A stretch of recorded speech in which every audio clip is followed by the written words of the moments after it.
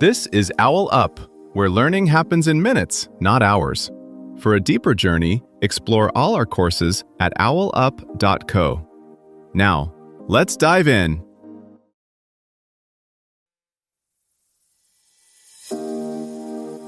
Welcome back to Chapter 3 of The Curious Mind, Exploring Cognitive Quirks. In this episode, titled Mind Over Matter, the Placebo Phenomenon, we're going to unravel the fascinating science behind the placebo effect and discover just how powerful our minds can be. So, let's dive in. Right now, somewhere in a hospital trial, a sugar pill is easing pain almost as well as a real drug. No secret ingredient, no hidden chemistry, just belief. In this episode, we step into that strange space where expectations rewrite what the body feels as real. Clinical trials quietly depend on this strange power.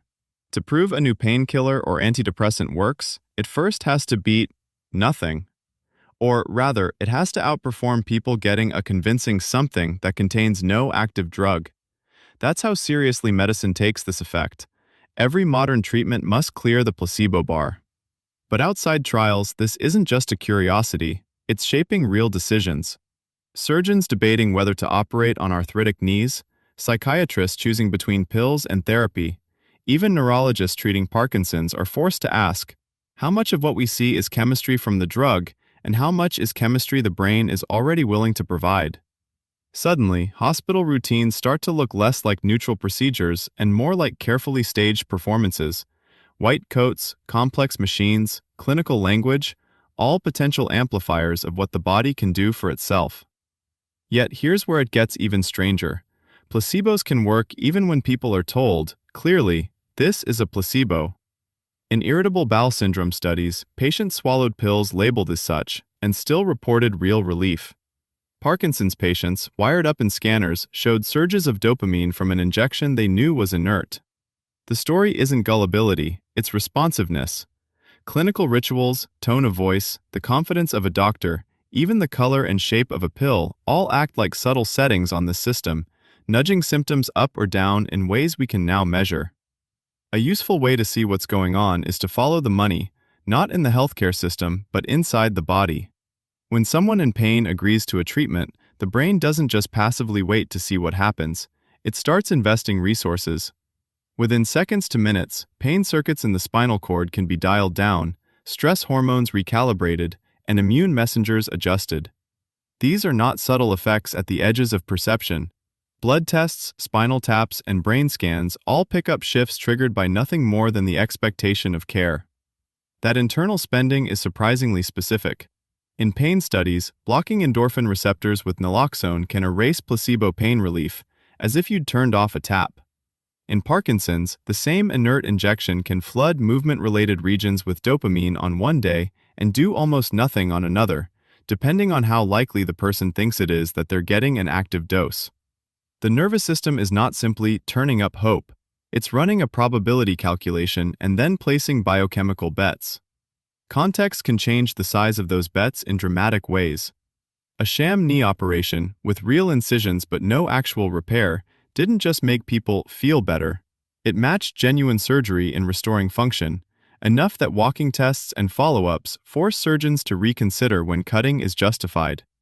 In irritable bowel syndrome, being invited into a structured, respectful study and handed a bottle clearly labeled placebo pills still led to clinically meaningful symptom drops, reshaping what honesty can look like in treatment. Yet this same machinery can work against us.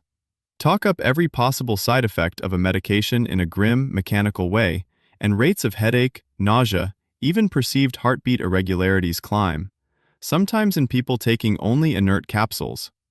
This nocebo response shows the darker side of the loop.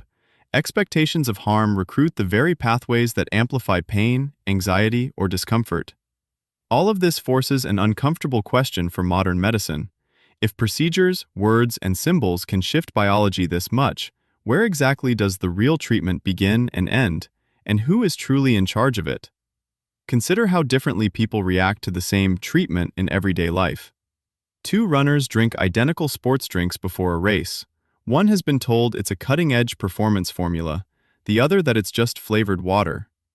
Heart rate monitors and split times often show the first runner pushing a little harder, breathing a little easier, even when chemistry says they shouldn't have an edge at all.